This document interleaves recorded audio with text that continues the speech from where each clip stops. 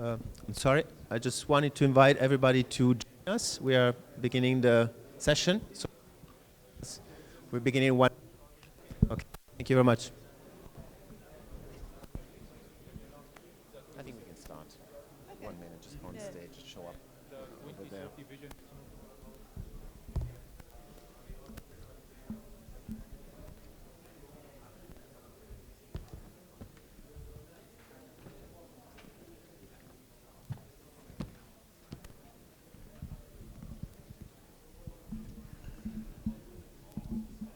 We wait another minute and then we begin with the session. Try to be on time, of course, not very easy. Not easy, right? Someone said before the first and the last session are the most difficult. I don't agree. This is the last, the most difficult session. From lunch. Yes. Exactly.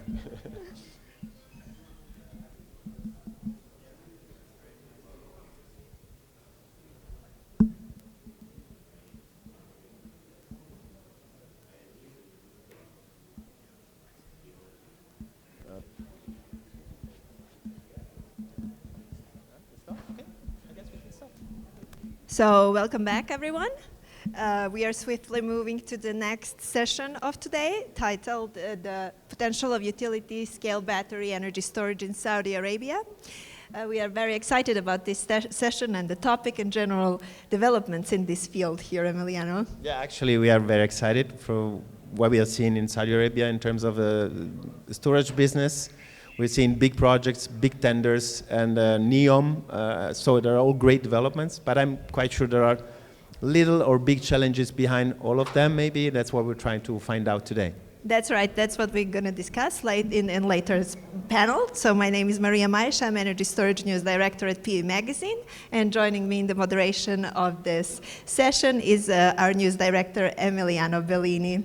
The first presentation comes from Stefan Muckstein, Director at Apricum, who will introduce us to the key findings about the developments in this field and the rollout, so how far it got and what are we going to see in the years to come.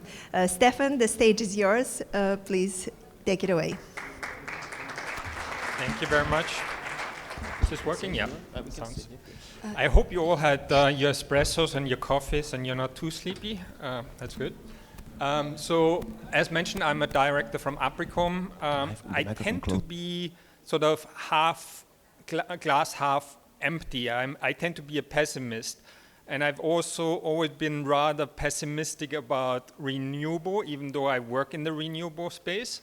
But recent developments, so amongst others, the 1 gigawatt base load in Abu Dhabi, the massive tenders here on battery, the prices of renewable coming down have actually swayed me now that I'm an extreme optimist about the renewable and batteries. Just maybe a few sentences about Apricum. So Apricum is a global transactional and strategy advisor. We are completely entirely focused on renewable and clean tech. And there, as mentioned, we are providing transactional advisory and consulting work.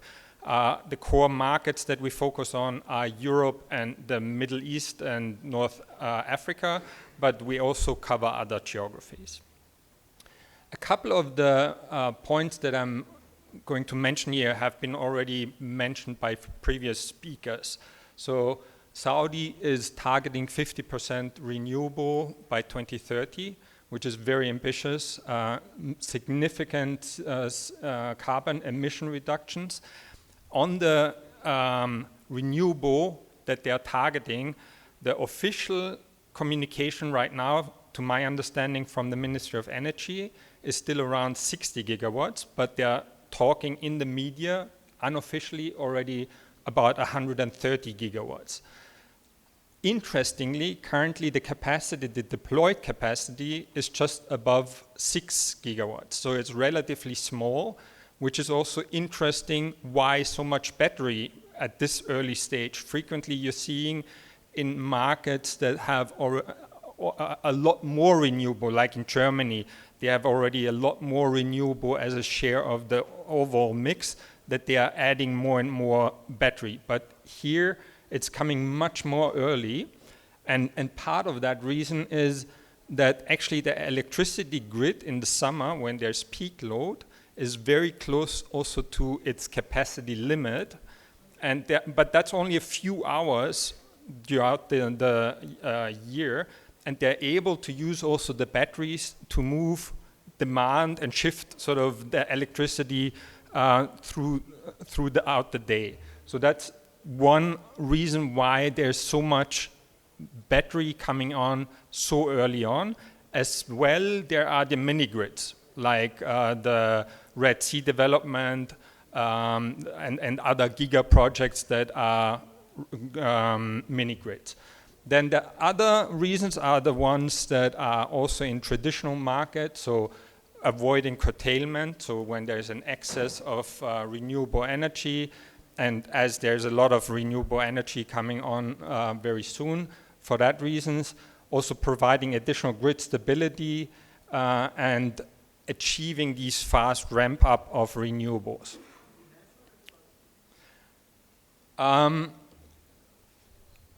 I think regulations is helpful to some degree, and the Vision 2030 is certainly very helpful, but I believe the real driver is the economics. And you can see on the top chart the decline of costs of solar, wind, and batteries. And all of them have fallen dramatically over the last 10 years, but batteries have fallen the fastest, so more than 80% decline in costs for lithium iron cells. And equally, you're seeing now globally a really fast ramp up of battery deployment. So from 2023 to 2024, over 80% growth of deployment of battery projects. In Saudi, obviously, this growth is even faster. So as indicated, the reasons for this is matching the renewable generation demand. Also, the gas turbines are not able to meet the power ramp up required by solar and wind, by renewable energy sources, and grid voltage and frequency requirements, additional support without as many spinning generators are online. And as mentioned, I believe the economics are very critical as well. What is probably unique, at least globally, is that you have very, very big projects here in Saudi. Typically, the sizes vary much more in various countries, but in Saudi you have only very big projects. Bisha is the world's largest single-phased battery projects, for example, and the buyers are typically SEC, SPPC, and the other giga projects. This is sort of an overview of the existing landscape of projects which are already under construction or operational, awarded, and tenders. I actually had to delay sharing this presentation with the organizers because there was a new announcement that the latest from BYD and SEC, the 12.5 gigawatt hour project. There's constantly new projects coming, being announced. And so we are very, very positive about the continuous growth. And in the morning, it was mentioned that McKinsey is projecting that Saudi is going to have the 10th largest, or within the top 10.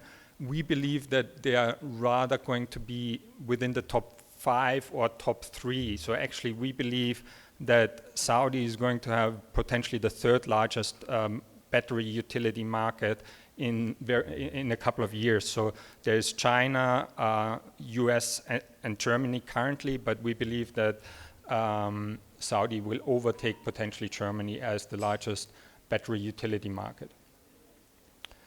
There was also a lot of discussion about localization, and I thought that the discussion was relatively pessimistic about potential of localizations.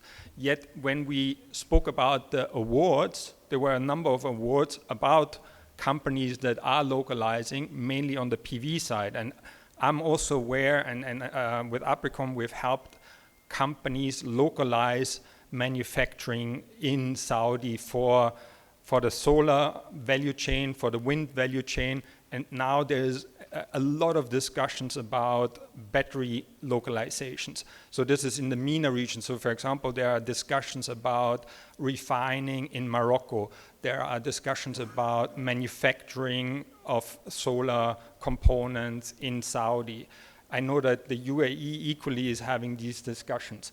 And those are the upstream part that I've just talked about. And these are the much more difficult areas to localize, and there are ongoing discussions. On the downstream side, it's already, there are local players. I do believe that there is still a lot of room for improvement. So Al-Jaz is one very successful company on the downstream side. But there are lots of things that are going on. I believe on the solar side, it's happened already. On the wind side, it's happened already, and it's going to increase. And there are a lot of discussions on the battery side about localization. And this is on investing. So people are talking about investing in as mentioned, the refinery in Morocco, but then also about joint ventures, and bringing skills from joint venture partners here and setting up operations here. I know I only have 10 minutes. I probably, I'm already running over, and there's now a little bit of a Q&A, but if you have any other questions, I'm happy to discuss that as part of the Q&A and maybe afterwards during the breaks. Thank you. Hello. Thank you very much, Stefan, for this insightful presentation. It's nothing short of impressive when we see such a pipeline, really, really huge developments taking place here. So is there anything that could come in the way of this rollout, or we should be completely optimistic about it? I mean, currently the buyers are few buyers, right? It's mainly government-driven, so SPPC, SEC, and then the PIF giga projects. You do sometimes see this, you talk about the solar coaster, and I could sort of see that potentially there is the risk for a battery coaster, right? For example, there is this announcement of this giga project, the 1 gigawatt base load project in Abu Dhabi. I think this makes a lot of sense to have green data centers in this geography. I think there's also Data Vault announced this potential project in NEOM. So again, a good opportunity, but maybe regulations from the US might stop data centers from training AI in this geography and having them near shore to the US. So that might sort of potentially be a risk, but in general, and prices going up. But the only time in recent years prices have gone up for batteries was when lithium prices spiked, and that was during the supply chain troubles and war. Yes, yes, absolutely. And you also mentioned a big competition in the downstream. So how big of a competition are we talking about? So, I mean, currently we're seeing the whole value chain being very competitive. Also in the upstream, right, it's mainly Chinese suppliers, and margins are difficult. On the downstream, what we are seeing right now, there's more interest by local players to play in the downstream for batteries than in solar, because they feel that there's more competition on the solar side. So there is competition, but not as much competition on the downstream yet for batteries, because it's a new market. Mm-hmm. Yes, so you also assist companies in submitting huge procurement exercises that we are seeing. How complex of a process is that? So for a newcomer to submit a successful bid, how important is to know all the criteria and how is this process looking? For newcomers, I mean, you do see rarely actually complete newcomers come to the market.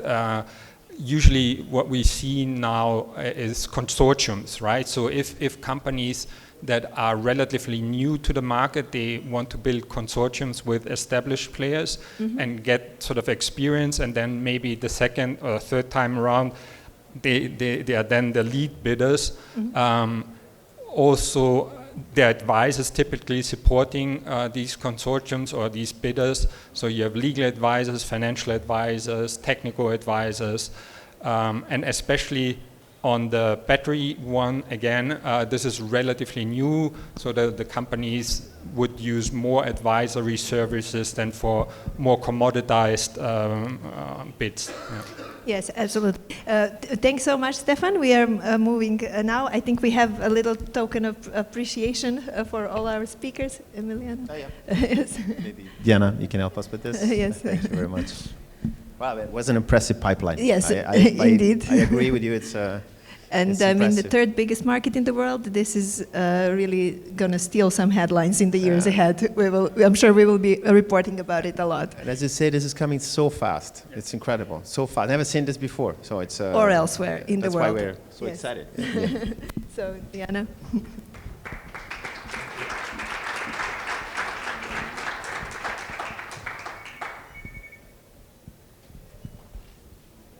Thank you. Thank you very much, Stefan, once again. And Emiliano, we are moving to the next presentation already. So Yes, we call on stage Peter Pan, from, which is Storage Key Account Manager at Trina Solar. Hi, Peter. Welcome on stage. welcome, Peter. And Peter, maybe a couple of words before you start, because we have seen this announcement today. China is opening a tracker factory in Saudi. Yes, it is. Actually, I was surprised by this.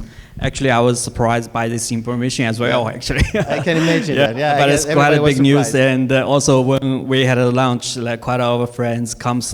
Okay, congratulations on you. Like, yeah. And So- we're happy that this came together with the SunRise event, because we feel like this is like, Yes, it's maybe there quite could have like been some a big timing with event. Yes, we talked about like the strategy in Saudi Arabia and for the BESS product, and also our tracker product, and also our like panels. So as Trina, we have like three kinds of product in the renewable sector. So I think Saudi is a very big market, and we are ready to engage in this big market, in this big game, I think. Yeah. And maybe just quick recalling what we see in the presentation. This is coming so fast. I mean, the announcement said Yes. we're building a factory. It will be operating in the first quarter of this year. So I mean, it's Yes. very, very quick, and the speed at which this is happening, it's really what impresses us. So Yeah, because this market changed so quick, like we should be ready for that. yeah. Thank you very much, and please. have- Yes.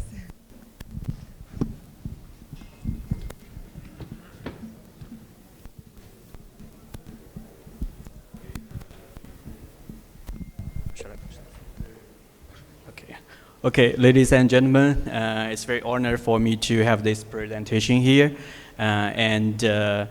So for the Saudi Arabic market, I suppose this potential of this market is already like introduced by quite well by a consulting company and also the developers here. So for our like perspective of Trina, actually we want to stand at the perspective of OEM suppliers' view to see this market and to see the product ourselves, how we face the challenge from this market, and also the desert climate, temperature, environment, and also how we delivery in this area. So today's presentation of mine, I will mainly introduce how about our product and how we face this kind of challenge. So my presentation is from center to storage.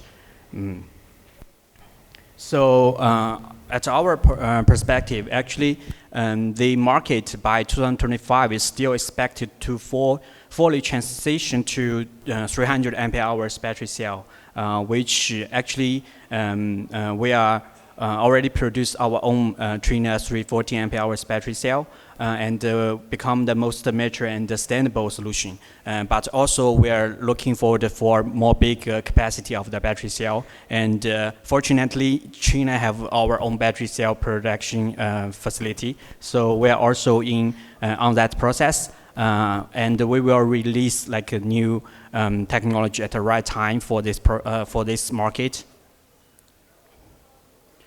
And here you can see this is our Trina Storage Elementa 2 Pro. It's still 5 megawatts hours, but it's mainly for the desert climate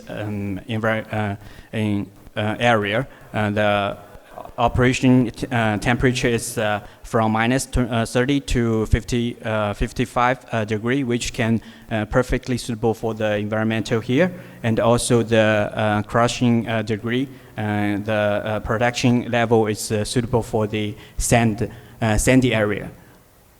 So how Trina storage achieves the high efficiency in the desert like climate? Actually, as I said before, we produce our own battery cell, so we can see like what kind of performance we can guarantee and the life cycles we can reach. Actually, we had like the battery cell laboratory. Every day they are do the kind of like a research based on that. So that's we have very good battery cell as a fundamental.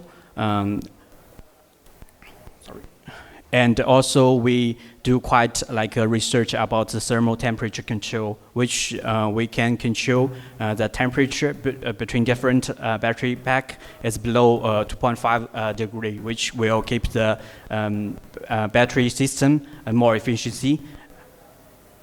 And also with the liquid cooling and also natural cooling, which makes the cooling the temperature better than just with the liquid cooling and also with the air cooling.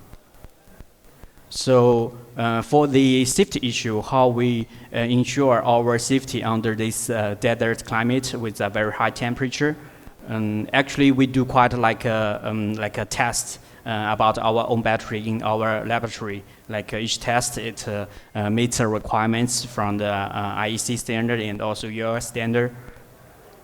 And also we do like a 101 NTC cell temperature detection, which will like a 2 millisecond level like a position problem for the cells. So once the problem happens, then we can know at once. This is our also very high level FS design, which meets the FMPA 16.8 and 16.9, which is ensure the fire issues gonna be served. I like this one. It's called sandwich structure. So the first layer is the heat resilience steel, and in the middle is the argon, and at last is the heat resilience steel paint. So it will design for 2 hours fire resistance structure for our BESS enclosure. And the third part is what makes Trina storage flexible enough to be suitable for diverse application for the sand area is that we adapt the windy and the sandy area. The battery module design is meets with the IP67, and also the tolerance for the high salinity environmental is C5 anti-crushing design. So which is perfectly for to prevent the sand comes into the battery container itself. And also for the high temperature technologies that we can extend extremely environmental, which is below minus 30 to 55 environmentals. And also for the on-site operation and the maintenance, is we call it one-click remote upgrade to ensure the OM efficiency goes more quicker than the traditional OM way. And here is also the streamless the transportation solution. For example, we know a 300 ampere hours battery cell, which is already makes the container 42 or 45 tons. So for more bigger capacity of the battery cell, which makes the weight of the container more bigger. So how to do the delivery for the container in a sandy area is quite important. It's not only you just grow up the capacity, but you also need to deliver it on site. So it's also our strategy to learn like how we do that, because there's a regulation about the road and about the bridge, the weight, the limit weight for the road and the bridge. So we need to do is that we maybe need to separate the module, the battery module inside, then to reassembling it on site. So here is all the advance we have for the comprehensive service we have. And also for the on-site installation and commissioning, yes, what we talk about, we have the special tools to do the maintenance and also to restore the battery pack back into the container. And here, the last part, we do have quite a lot project reference, which in the desert climate, which this one is the delivery in 2024, which is 300 megawatt hours in China. And the environmental is extremely temperature exceed 50 degree and also face this kind of challenge. And also we make the remarkable results. And this one is actually, you guys maybe know that we recently just awarded it from MENA Power, which is located in Egypt, which is 300 megawatts hours. Now it start to deliver. And this is our really remarkable milestone in Middle East Africa region, which is also the largest utility scale battery storage project in Egypt. So we are quite honored by this project. And the rest of the reference case also shows our a product in the sand area and a similar desert climate. Yeah, this is in China and also in Western China or Inner Mongolian.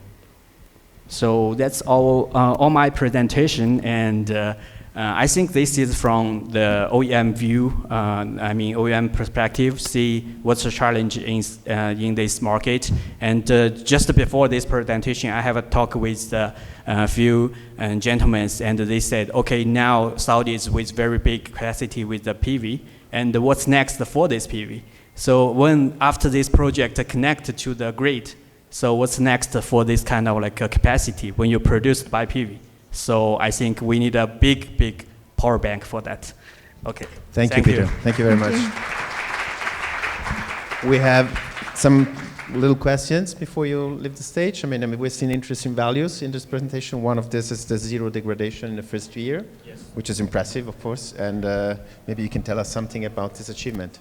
Yes, actually, both of the developers for the technology side, the technology knows that in this industry, actually, it's one way to maintain the a real degradation, a better degradation. So one is oversize the capacity inside. Another one is to use the lithium ion. We call it a special liquid inside to keep the reaction inside more slower. So which makes the degradation will be more better than if you don't use that.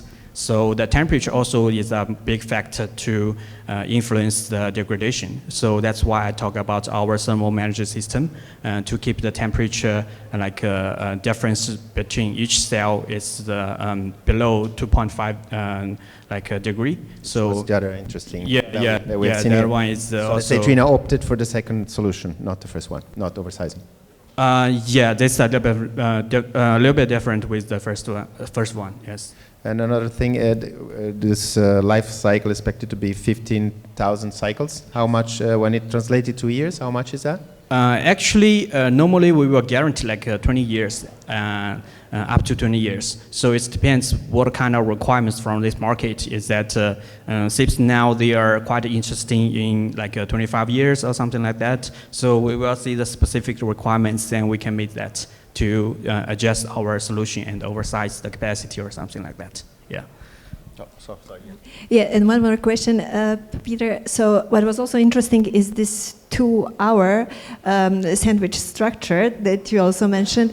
So what does this mean in practice? So does it buy us 2 hours to do something when there is an incident happening, a thermal incident? Do we have these 2 hours to react before we get into thermal runaway and potential fire and explosion? And how is this achieved? Yes, the 2 hours actually is not to protect the product not go to like a explosion or something like that, and also you have the time to do the corrective behavior and to influence inform like a certain party to come, and also in this time you can also to use the terminal button to terminate all the like a system. So actually 2 hours actually meet some requirements or standards from this market. They have regulations about this part. So that's very essential design for the battery system, which some integrators, they don't focus on that.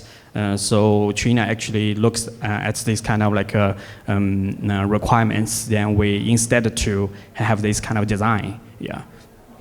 Yeah, we have a very quick last question. We see also this device or this product is IP67 rated, and it has a mechanism for moisture and dust prevention. Yes. Maybe you can say something about this. Yes, for that design actually is mainly for the battery pack. So when the sand goes into the battery container, then the sand or the like a ring will affect the battery cell itself. So with that design, then we'll protect the sand and also the ring, the outside get not infected with the battery cell itself. And still, this actually also can give more good impact on the temperature control, because if you control the temperature, you make sure the other facts will not affect the temperature inside. Yeah. Okay. Yeah, Thank you very much, Peter. Yeah. Thank you for being here with us. I'll get the microphone. And maybe we have this award together. Just 1 second. Thank you.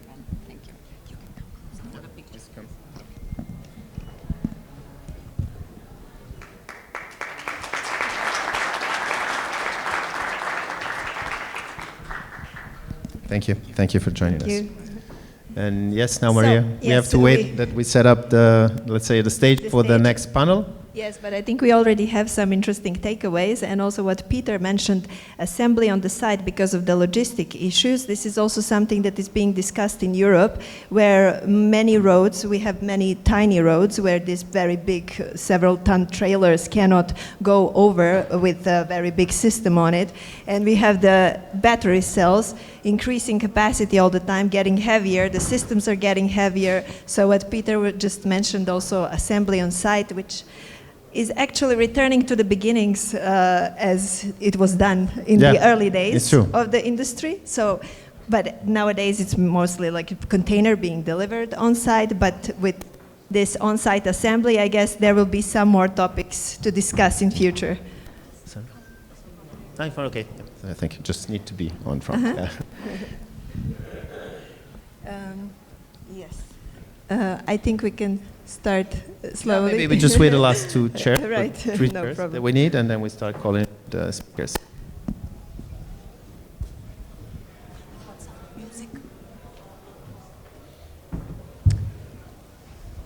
So in the next panel, we will have a very interesting lineup of speakers, representatives of the off-grid, on-grid, academia, local manufacturing, so a very interesting mix. And Emiliano? Yeah, I guess we can start, right? Okay, good. We can still maybe have a chat. Yeah, we're talking. I mean, we're seeing NEOM. NEOM is another interesting example of what is happening with storage. It's a project that is also very unique in the world. Exactly. In many ways. So we will discuss a little bit more about that also in the upcoming panel. I guess what we will talk about in the panel is also how much this project can be complicated. Yeah, this is the logistics, as we were saying, but also the economics behind this project must be very, very difficult to achieve. Yes. We were talking about challenges before. I think getting the right numbers is one of those challenges. Right. I'm pretty sure, and this is very market specific. While we are seeing some other use cases in Europe or US or China, we will see also now also discuss in the upcoming panel the use cases for BESS here in Saudi Arabia and how it can best contribute to the grid stability and flexibility of the system. Just 1 minute, okay?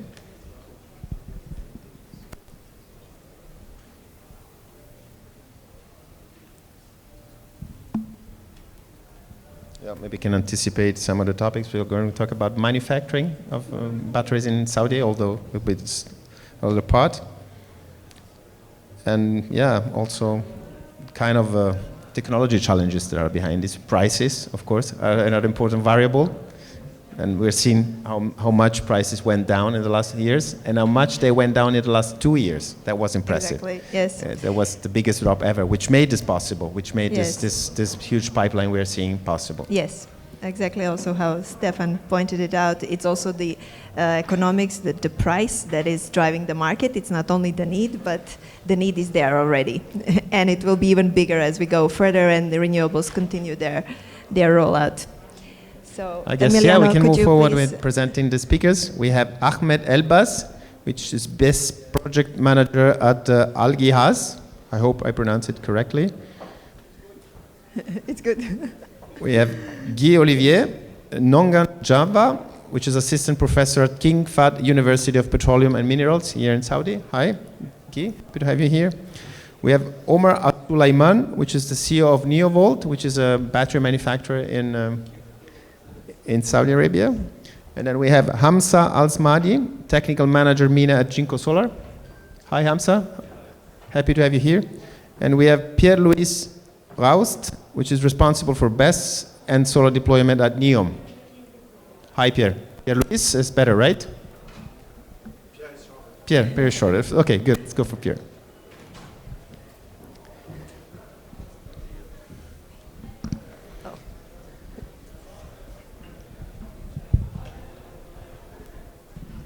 Thank you, gentlemen, for being here and for joining us for this discussion. So, Ahmed, maybe we start with you. Al Ghihaz is delivering some really big projects at this point. Can you give us a little update on that?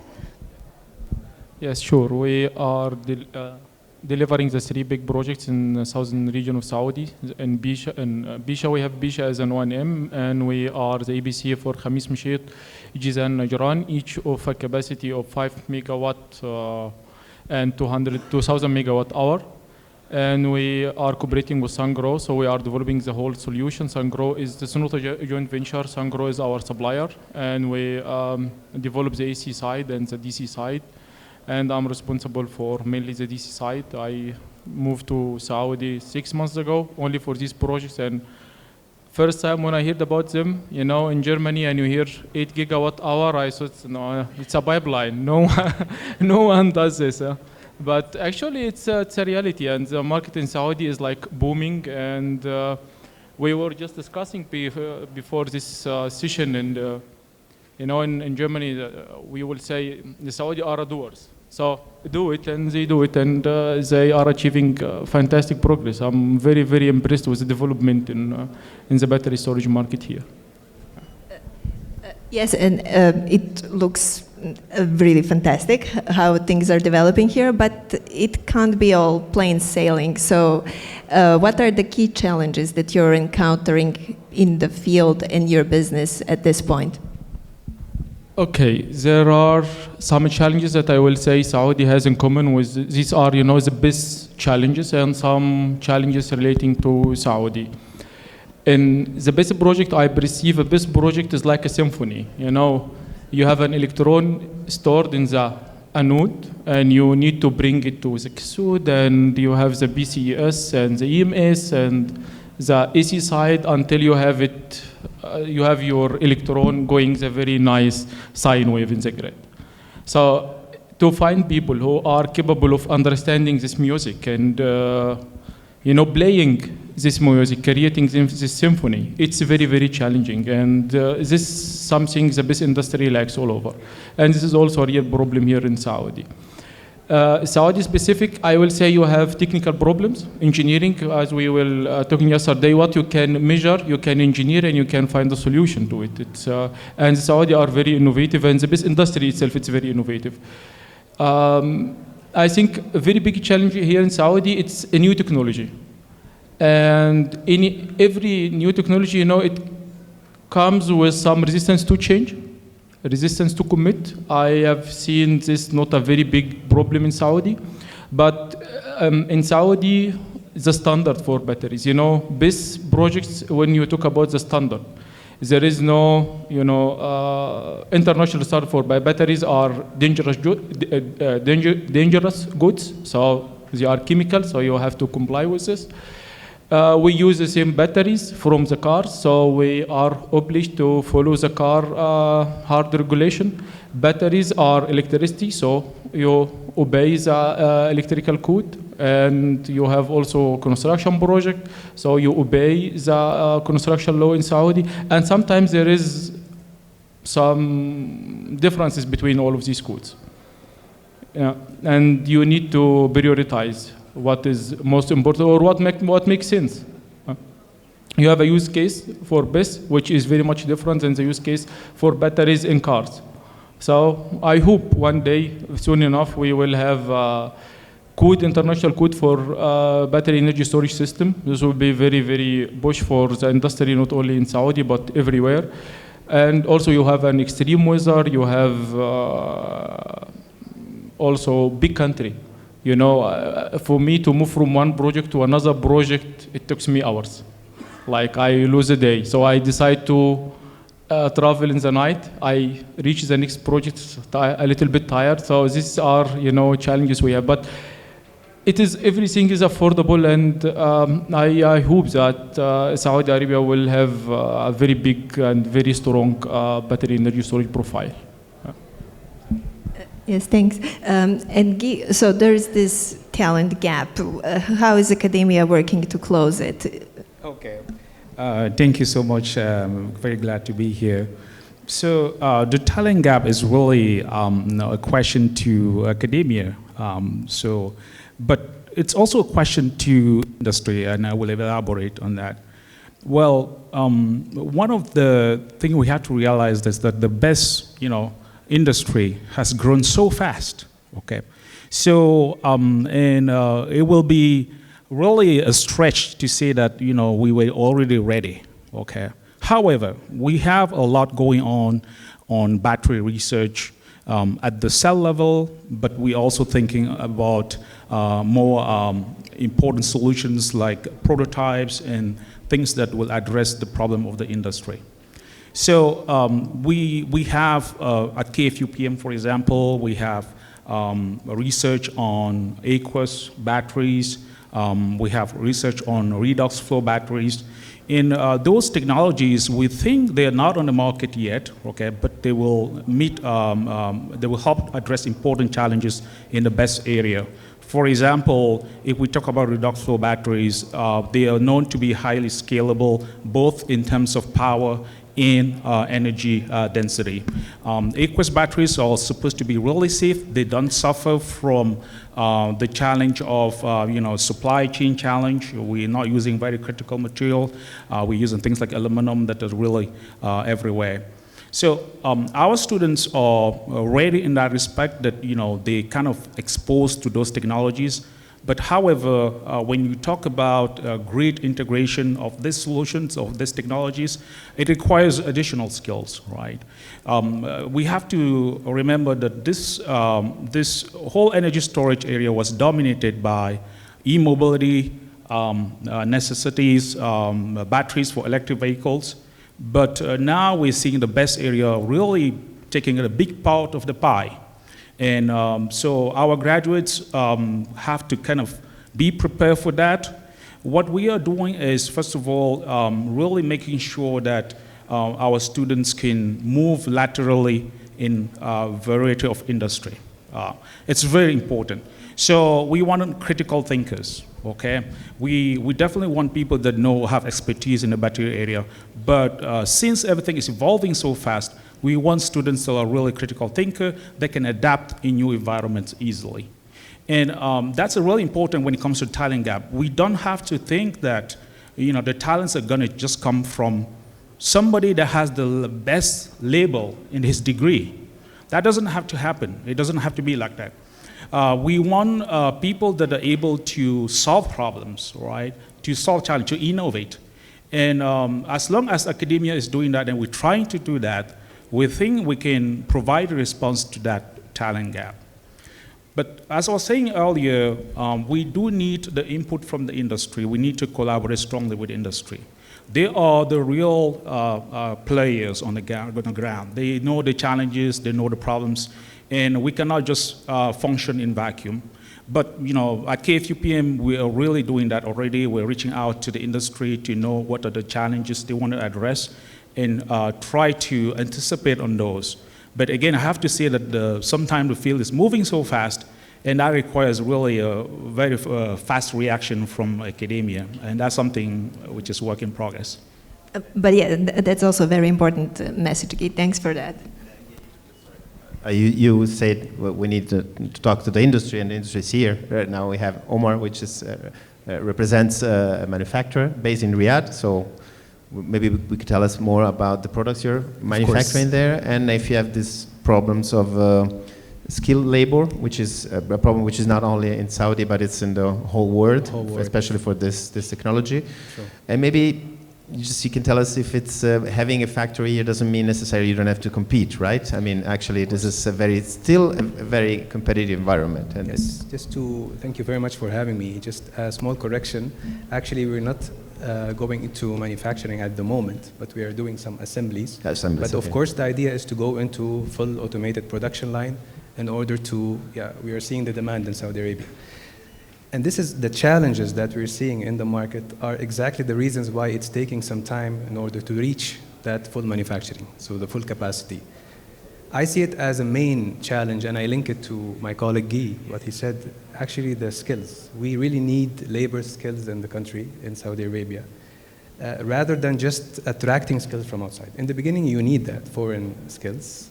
You need the technology, you need the R&D, the research. I'm not talking about research, how you make the battery looks smaller, the BESS. I'm talking more about the cathode and the anode going into the electrolytes, going deep in the technology. This is actually what Europe is doing at the moment, and China.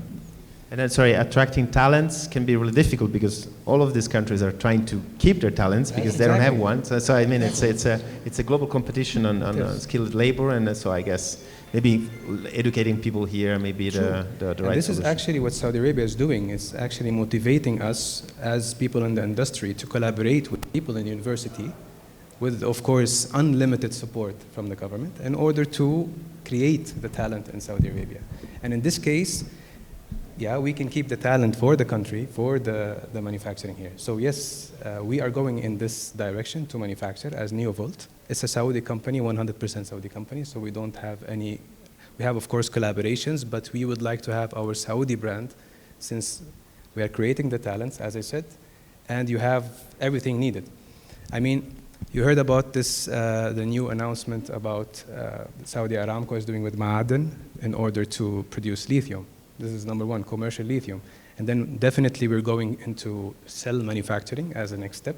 After that, battery packs assembly, this is happening at the moment, or some announcements are happening. And CIRC for the PIF, an arm of the PIF, is doing the recycling. So you have the whole circle, or what we call the circular economy loop, is being closed within the Saudi Arabian market. And that's why, back to Stefan's presentation, it was very interesting, that Saudi Arabia is securing the 3rd place worldwide in this big market, the BESS market. So it's amazing what's happening here, yes. So but at this early stage for you as a company, how important are international partnerships? Of course it's important. Definitely in the beginning, we are learning from outside. We are bringing, me myself, I used to work in Belgium for the last 20 years, so in the battery innovation and cell innovation. We brought this, the technology here together with other partners. So the idea is to do the technology transfer to Saudi Arabia, localize it, localize the know-how, and then go into mass production. As we see, our Chinese partners, they're quite ahead. So they are bringing directly the new technology here and the mass production. So what we want to do is bring the technology from Europe, bring the mass production from China, and do everything here in Saudi Arabia. And as I said, we have everything needed in order to succeed in this sector. Yeah, and we have Hamza here, right, from Jinko Solar. So when we talk about know-how and experience, they definitely have it and scale. So how ready would you be to share the know-how and or maybe consider some partnerships in that regard? Thank you so much for this question. I believe that sharing is always about caring. And Jinko has always been well known for sharing and being in the front line of knowledge sharing and putting multiple training programs. Like last year, for example, we did a fantastic ESS training program. It was part 1, and we are looking to do another training program for ESS this year as a part 2. These programs not only enriches the knowledge about this new industry with our customers and our, let's say, youth people who are actually entering this market from the very beginning, but also it keeps us learning from what the market wants, what the customers need, what the governments are looking for. So I believe that we as Jinko, we are trying our best to deliver a level of quality knowledge where it puts technology that we are reaching. By the way, we are being a vertically integrated manufacturer, so we have access to multiple levels of the industry and the components that we are manufacturing. So sharing this kind of information would also be part of the completion phase for what academia is trying to do and what Omar has just said about localizing the knowledge in Saudi Arabia. Yeah. And Pierre, I mean, you're working on NEOM, which is an amazing project, and it's just something, let's say, futuristic somehow. And of course, we have been talking about know-how, and then complicated projects. I guess that what you're doing there, it must be not that easy. And then skilled labor is also important. Know-how is also important. So let's say, how far did you get so far with storage projects in NEOM? Yeah, so at NEOM we have different way of tackling energy storage, so different departments. You might have mobility, who is in charge of creating all the infrastructure for electrical vehicles, because with the end target of having no fossil fuel car within NEOM region, and we need also to have a network there. You have what we call BESS, behind the meter. So those projects are more about smaller scale, quite often off-grid. So as an example, Innova, which is energy and water company from NEOM, you want to build a desalination plant and you might want a backup energy, so you use BESS in that case. I think we also inherit some genset power set in different places in the region. So slowly they are being replaced by renewable energy and energy storage. You might have some more, let's say, ambitious project like pump hydro storage. So this is another kind of energy storage, not using eventually chemicals, but let's say well-known technology for now. And then finally, the department for which I'm working for is BESS large-scale utility. So those projects are generally 100 megawatt for hours onward. Now, what they are consisting of, so because we are trying to develop a grid infrastructure with 100% renewable energy powered and managing this all together smoothly. So meaning that we are at the intersection between all those capabilities of grid support or ancillary support, energy shift for the renewable energy system, as well as this will be a sort of advanced scenario for batteries? Yeah, so we have different use cases. I think we have three main. So energy balancing, This is mostly for energy, for renewable energy system. We will have ancillary services, so all which is grid service support. We are trying to innovate in certain aspects, so we see that we can have some efficiency and synergies using that for synchronous condensers when we have already an energy storage system on place, so that save cost and do dual, let's say, function at the same time. And finally, it's ramp rate control, because even though NEOM tends to be an autonomous region in the kingdom, we are still interconnected to the grid in two parts. So meaning right now, the grid is essentially based on fossil fuel or conventional power. So meaning there is a ramp rate that needs to be followed. So we cannot in 1 second ask, I don't know, 10 gigawatt. So in that sense, energy storage can, because they have fast response. So this helps us as well to support our needs as well as the grid, like the national grid needs in certain cases. And when more or less all this mechanism you described could be in place in the next 2 years, 3 years? Well, the grid is already existing, so I'm living there. There is electricity. we are well accommodated. Now, as part of NEOM project, we are there to support NEOM development. However, as any project, there is some acceleration or some delays in the smaller projects that are composing NEOM. So we are there to really be flexible as much as possible to deploy them as soon as they are needed. Not too early, because then it's a loss of capital, and not too late as well. Thank you.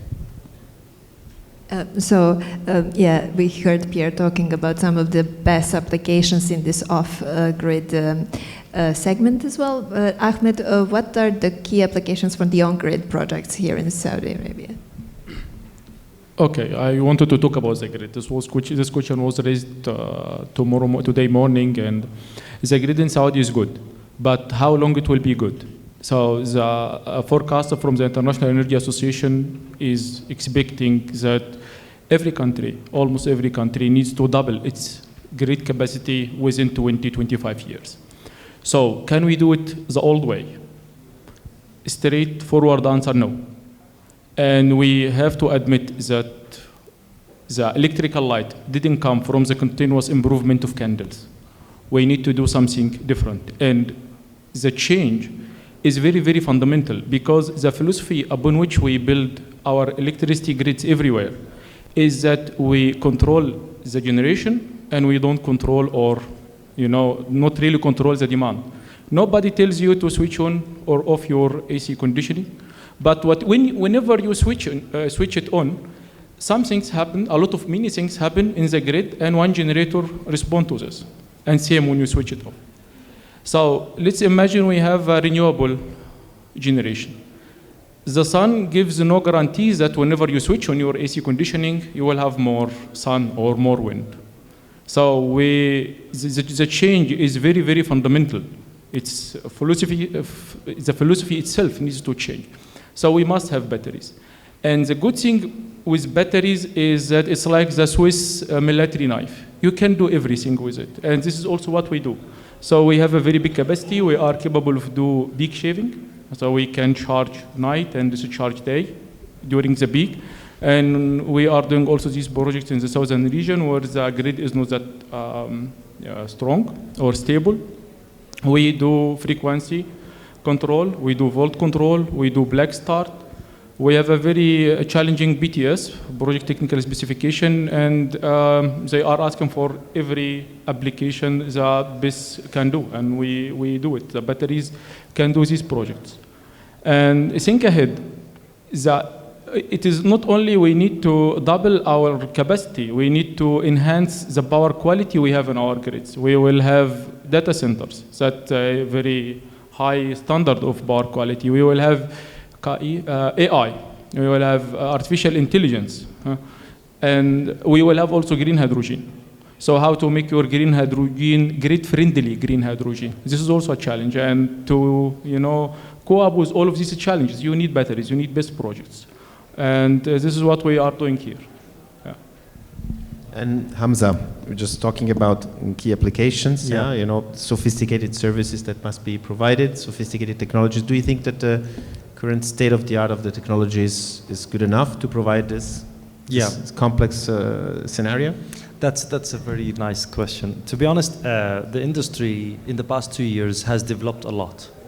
We as a BESS manufacturer, and I believe everyone is following almost the same approach, we have been building a lot of collaborations with expertise in the market who has been doing this kind of power quality and power analysis type of business model in order to enrich our position in the market, to deliver the whole scope for the customer without anticipating multiple levels of complexity.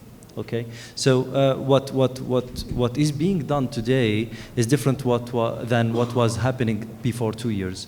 Today, every BESS manufacturer can include in their proposal multiple levels of support to complete the picture for the owner of the project or to enrich the grid stability requirements that are required in the RFP.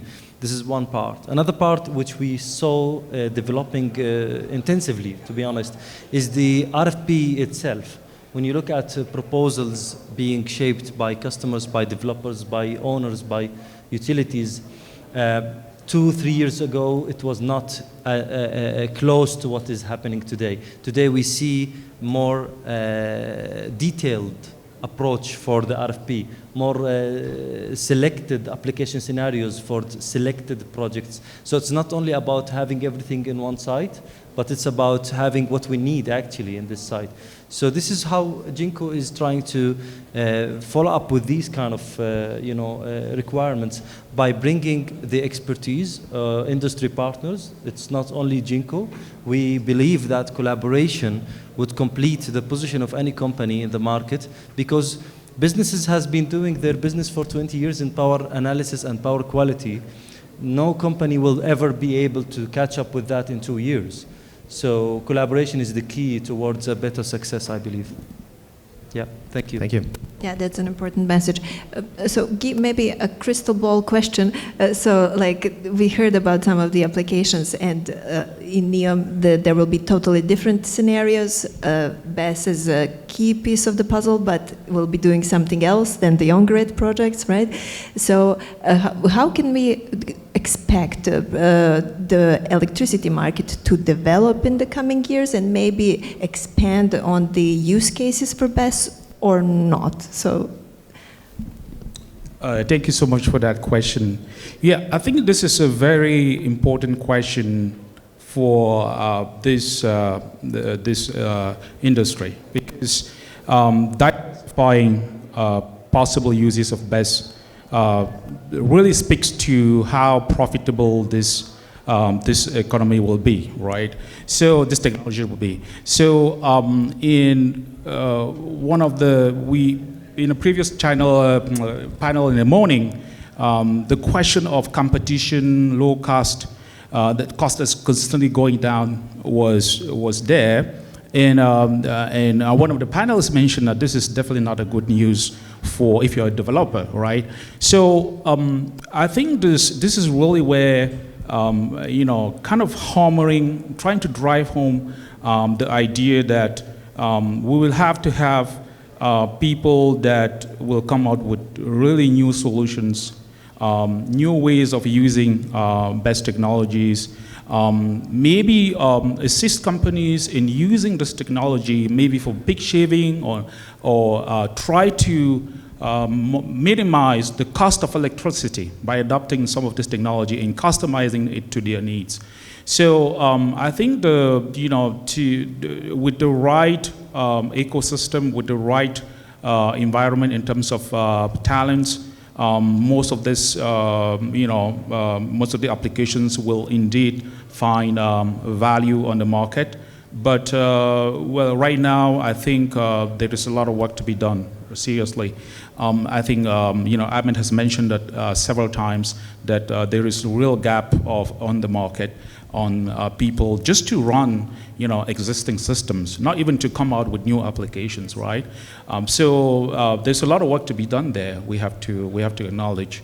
But will it be done? I think it will be. We do have a lot of talents. We see that at university. They get absorbed. We have to realize there's also competition with the petrochemical industries, right? They absorb a lot of our talent. So, the best really, the best technologies is offering a lot of jobs. I heard about so many jobs that are going to be created in the renewable energy sector from the first speaker this morning. And, the jobs are there, definitely, but there has to be the people that, we need to have enough people to satisfy that demand, yeah. Sorry, just I also have a question for you and also for Pierre, because it's about the skills that we need in this, but it's all about new technologies, because we see lithium-ion is dominant in the sector right now, but we have seen emerging technologies such as sodium-ion or solid-state batteries. Do you expect any competition from other chemistries, or lithium-ion will remain? Well, so a very good question. 5 years ago, we didn't see the LFP displacing NMCs, right? And it's a good thing this is happening, because we know LFPs are less prone to, supply chain challenges and, in politics or what have you. So I think it's kind of hard to guess what is going to happen in terms of possible new technologies. Solid-state batteries is definitely going to be a thing, but we know how this ecosystem or this industry is very demanding in terms of safety, cost, right, longevity, and things like that. So solid-state batteries definitely will probably go into the EV first. I'm not sure how fast they will get into BESS, okay. But we have serious contenders, though. We have redox flow, okay. They don't necessarily have to go into the grid, solution for grid solutions. They can be used, as I said before, for peak shaving and things like that, at a smaller scale. We do have, for example, at KFUPM, we do a lot of work on aqueous-based batteries. These batteries, as I mentioned before, they are not suffering from supply chain challenges. They will be low cost. Aluminum is really popular. They use water, so safety is not a problem. But they have very low power, and so there are still issues with this. Yeah. With this So technology, to answer your question, we're still kind of there's still time for LFP to dominate the market for a long time. But those solutions will eventually be there, I think. And Pierre, I think it's too soon to see these technologies deployed in real projects. So I guess there is high similarities with PV that we have been talking this morning. So now we are talking about TOPCon, heterojunction.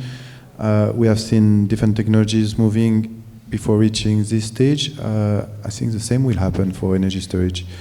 Now, we obviously have a need for track record for bankability purposes and fund deployments across the sector. So I guess it's taking time to deploy all these kind of manufacturing lines, track record, and logistic around that.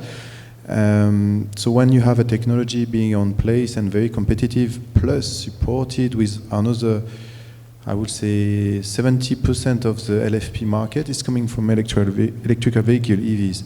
So you will need to displace electrical vehicle industry, in my point of view, before displacing the LFP. So then you can move to stationary project. So let's say it will take time. Yeah, if we wait for the EV industry to. You need to have a breakthrough in terms of, I don't know, technology is a way. The weight is not necessarily so important, even though it has certain importance for transportation, but not so much in stationary project that it has in EV. But safety and let's say cycling, that might be the key drivers to finding a new technology for stationary project. Thank you. Yes, and Omar, we've also discussed here different applications for BESS. It's an extremely versatile asset that can deliver very big scope of services. You are also acting as a supplier of CNI systems and residential systems. So CNI can also be very big in terms of scale, right? So what are the key use cases there? And in general, what kind of an appetite are you seeing in this market segment? So BESS, of course, a big market in Saudi Arabia. We go also from the industrial, those are industrial batteries when we talk about BESS, but we also have the residential, we have the telecom batteries, which has a huge market here in Saudi Arabia. Just talking about telecom now, of course it needs another panel discussion, but we have, or there is in Saudi Arabia, 14,000 towers, telecom towers at the moment, operating or operational. Of course, a lot is going to be built soon. Every tower has around 6 batteries of 7 kilowatt hour. We're talking about a capacity of somewhere around 600 megawatt hour. This all, at the moment, just the market of the telecom. We didn't talk about the household, which has a revenue in 2030, something around 220 million, according to McKinsey, in Saudi Arabia. So I'm just talking about one country, that's the revenue of household batteries. I'm talking about 5 to 10 to 15 kilowatt hour, so small batteries.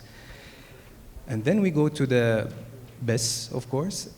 Before going to the BESS, I would like to address why the market is growing of the household. Of course, of the expansion or what's happening in the projects now in Saudi Arabia. So we have so much projects that the grid, and by the way, I linked this to the beginning of this morning, the panel discussion with Mr. Sharada. They were talking about the expansion of all those projects and whether the grid is going to take all that. So at the moment, there are so much projects in the kingdom, and we're having a kind of a problem by actually the grid. It's not taking all that amount of projects. The amount of capacity, the load is being added on the grid, whereas people are actually pushed with the time to be using household batteries, so energy storage for home, to be actually off-grid, kind of disconnected from the grid. And also other challenges and other things going to happen, like the prices of the electricity and so on. So very interesting market, household, telecom, and of course, commercial batteries, which are 100 to 215 kilowatt hour. So we're seeing a lot of opportunities here, but also sales for all those companies are just rising when we talk about other applications than BESS. Yeah. Okay, and Hamza, do you also see demand coming in the CNI business? I mean, we've always been waiting this business to become strong in Saudi Arabia. Yeah, to be honest, the electricity consumption per capita here, or per square meter, let's say, of any facility is too high. So we feel that the CNI range is a little bit upscaled when we talk about, when we compare to other countries across MENA, for example. CNI in MENA could be something around hundreds of kilowatt hours. Mm-hmm. Here in Saudi Arabia could be something about tens of megawatt hours sometime. Mm-hmm. Because of factories, facilities who are, maybe this was working. Yeah, okay. It's okay. So I was saying that the market is developing in Saudi Arabia for CNI. It is starting to be better than the last year. We forecast this year to have a series of projects that are developed by developers for factories, for malls, for other kind of large scale CNI. And we still also believe that the driver for better CNI implementation could be the tariff. And the way the regulations push towards storage implementation. We believe, let's say a different market design may help. Yes, of course. Yes, we believe that the market regulations in Saudi Arabia could be shaping the potential towards a better CNI integration, better than what is happening right now. Let's assume this may happen. Do you see big numbers coming? Yes, of course. Because CNI is not like photovoltaic at some point. Photovoltaic could take a large area on the rooftop, especially for installations, although we have better efficiencies today. But for CNI, the amount of energy you can store in a square meter is too high today. So the implementation of energy storage within a mall or within a hotel or within a complex that does not have enough roof space could really benefit from the tariff difference across the day, which could also contribute to stabilizing the grid at some point. Yeah. And we're seeing the same in many European countries where they're adjusting the tariffs, and then this is working. Yeah, yes, actually yes, working. Yes, yes, indeed. Yes, and Ahmed, so back to this very big procurement. So Algi has secured a few projects in SEC tenders, right? Can you give us just some insights on that? Like, so how competitive is this process, procurement process? How difficult it is to submit a strong bid? I would try to not to disclose any confidential information. It was a very challenging procurement. We received a short list from SEC about the pre-qualified companies as BESS integrator, and we were asked to, talk to them and provide a turnkey solution. It is very interesting, how the things developed here within SEC. They started Bisha as a joint venture between Al-Fanar and CET from China, and under CET, BYD and NR were supplying the DC portion and the BCSs and also the EMS. In my case, in my projects, we supplied everything, and we cooperated with Sangro to develop the whole system. And we are also liable for the whole system. And SEC, they insisted that we have also the O&M for 5 years. So it was a very challenging procurement, of course. But whenever you go to anyone and you say, okay, I will purchase 8 gigawatt hour, you have the upper hand. It is Sangro, it is BYD, it is CTL, whoever, it is a very big amount of, it's a production line, a whole production line. The challenge we faced was these projects were, escalated several times. So the official COD was September this year, and then the ministry said, no, we need it before summer, and then we need it even a little bit earlier before summer, because it doesn't mean any sense, to have it after summer. I can use them in the next summer, in 26. So do your best. So our Chinese partner were very kind to squeeze their production, and the support we received from SEC must also be acknowledged. I have never ever seen a client who cares about his product or his projects such as SEC. First of all, I was a little bit annoyed. This is kind of a micromanagement, but I realize how much this helps. Because whenever you approach any supplier as a company, it is totally different when you reach it as SEC. As a country, right? So SEC was very supportive. Our partners were also very, very cooperative, and we are also very resilient, and we managed. So we have one project, the procurement, the logistics is completely done, and we started the cold commissioning now. Second project is entering the cold commissioning, so the unloading will be done this week or early next week, and the cold commissioning is also following. The third project, the MVSs arrived or arrive tomorrow, and next week we will start to unload the batteries. And you can imagine how challenging to keep the quality, the high quality standard of BESS projects under this. Project management-wise, this was very, very, very challenging. And whenever it comes to BESS, there is the golden triangle of BESS: engineering, project management, and project finance. You need to have an engineering solution, but don't over-engineer it, because I myself as an engineer, and I tend to over-engineer stuff. I need the best solution ever, but try to avoid it. Make it, very, very client-oriented, so it could be bankable. And for this engineering solution, develop the project management package. So translate it in contracts, in suppliers, in subcontractors, so how to take things from drawings to the reality. And also don't, over-design your project management package so you don't have any risks, but no one is willing to work with you. So because you transferred all risks to them. Or you have you secured your risk in another way with a lot of insurance, and you are not bankable anymore. Here in Saudi, it's not a liberalized market, so it's a national grid. We don't deal that much with project finance. We receive only our payments. But the SBPC, they they are offering now, they even overqualified, have already overqualified companies as an IPP in energy storage. So the project finance will come to the game.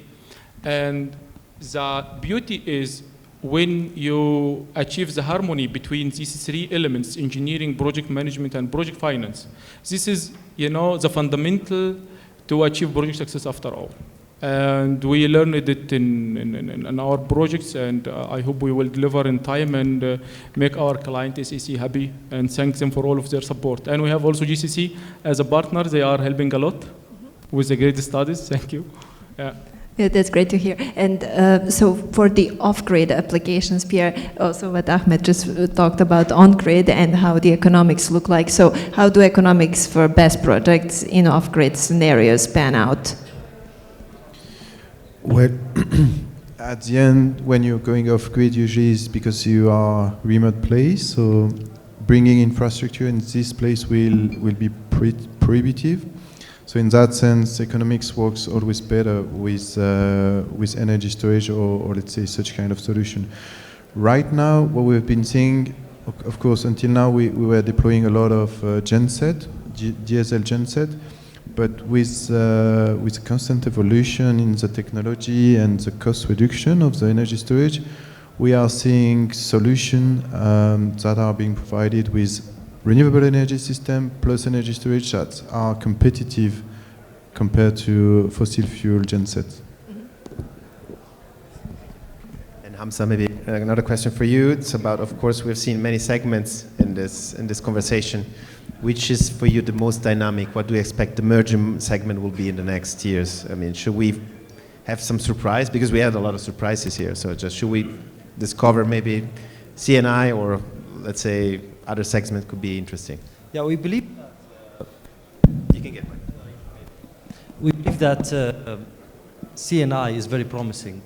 Large-scale CNI is very promising, and we learned that. Utility is already ahead of CNI in Saudi Arabia. So we believe that more utility will come to practice in Saudi Arabia. The level of, the level of determination to put utility ahead of CNI is way stronger as it was in the past 2 years. But we still believe that CNI will come to market. At some point, CNI projects like 50 megawatt hours or less could be a very good option for developers to start with, especially with malls, hospitals, etc. But again, the drive here is again the regulations to make everyone see the feasibility out of it. Yeah, that's my opinion, I believe. Thank you. Thank you. Yeah, maybe because we have just a couple of minutes left, maybe one final question for all of you. What are the key lessons learned to date with the rollout taking place, and how can these be best implemented for the future projects to ensure that this expected rollout takes place as we've seen? So everyone can just chip in on that one. Well, so I mean, the one thing that just to be really quick. Yeah. One thing that I did not see, I did not hear discussed much is how can we minimize the ownership risk. And again, I think this is related to the need for having really highly qualified people that running this system, running these projects on a day-to-day basis. So I think this is something that will be important going forward, minimizing the ownership risk. And if we're diversifying going to CNI, then the demand for input, from the developer and or people running the projects is even more important. Because then you have a zoo of clients with different needs that you need to cater to. So going forward, we have to think about that too. Maybe I can contribute Hamza, to please. that. Thank you. Yeah, basically the lesson learned is that we always have to take into consideration the market that we are selling our product to. So that's why Jinko developed the second generation of their products to work at environmental conditions that are based in Saudi Arabia, like 55 degrees Celsius, like to have sand traps just to make sure that the solution could work better in the desert, to have a liquid cooling system that can will live for 20 years, to do replenishment for the coolant tank, etc., etc. So it's about everyone needs to look at the market that we're selling and to make sure that the product development is as fast as possible to catch up with this market. So this is a lesson learned. We forecast that everyone is doing the same because Saudi 2030 vision is very ambitious, and everyone is trying to be part of it. Absolutely. Yeah, all of them are not. I think that's good. Talking about Vision 2030, we're talking about a budget of around 220 million is being spent on construction, 20,000 hotels. We're talking about 40 residential units, and of course, hundreds of thousands of square meters, retail, office spaces, shopping mall. All that, I think lesson learned from this, of course, this is an achievement, but to work on the grid as soon as possible, create microgrids by putting BESS, of course, generation of energy by wind turbines, solar panels, new developments, and yes, grow with the country, grow the business with what's happening here in Saudi Arabia through Vision 2030.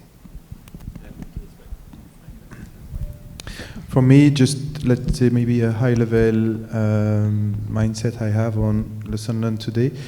It's more about collaboration because we are seeing that there are big expectations and forecasts on delivering a significant amount of projects in the next coming years. So we see there is a lack in education of talents. There might be a lack of equipment, suppliers, providers, developers, EPCs. So I guess if we are able to collaborate within the country, between different structures as well with external suppliers like, I don't know, China, or even though USA, they have also some interesting manufacturers, that might let us, I would say, design a robust and long lifetime system, because what we are seeing, it's not the point of building something that will last for 5-10 years and then replacing it or augmenting it every few often, but even though having efficient system in a cooperative way. Yeah, my lesson learned will be resilient and go with Saudi speed and Saudi way of doing things. It works. It has shown proof in Bisha and also in my projects. And moving forward, I think it's all about people. You know, projects are done by humans, and contracts won't realize themselves. So I wish that the academia will generate enough engineers full of best passion, I will say, and willing to lead the next projects of BESS and operate these projects and achieve the very ambitious goals of 2030 and 2050 also. It's also a global mission. Thank you. Thank you very much, gentlemen, for joining us today. Thank you for your insights and for sharing your experiences. Diana? Yeah, thank you.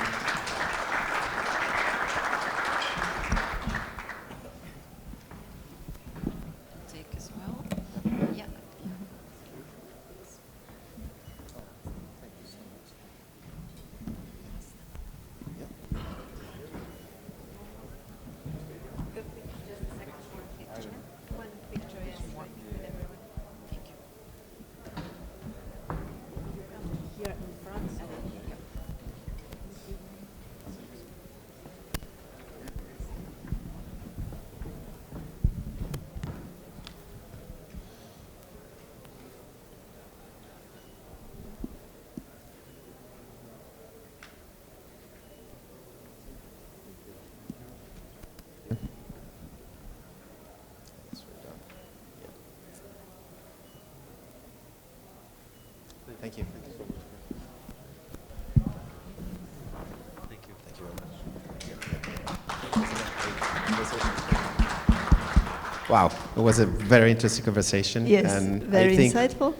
we have a lot of reasons to be excited. I mean, Yes, we have seen a definitely. lot of challenges behind the projects. I mean, with technology, costs, supply. This is solved. So I would say technology and cost, this is the good news, but the talent gap is definitely something that for sure people will be working on in the coming period. Yeah. But now without a break, we directly move to the next panel because we will make a break for prayer and coffee a little bit later. But now we will immerse ourselves into the next topic, mitigating that's Mohammed's not this one. presentation. It's not this one. It's another one. Yeah, but our next session is about PV manufacturing in the Middle East. And opening this session is... Yeah, Mohammed Sadi. Yes. Hi, Mohammed. Welcome, and happy to have you here on the stage. You're the head of technical services and product management, MEA and CA at Jinko Solar. Mohammed, before you start, of course, a couple of words, maybe. Sure.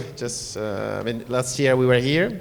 Yes. We discussed a lot about the let's say Jinko potentially considering a factory, and now Jinko is building the factory right now. Yeah, to our surprise. Yeah, it's not like just an assembly module factory. It's a cell and module factory.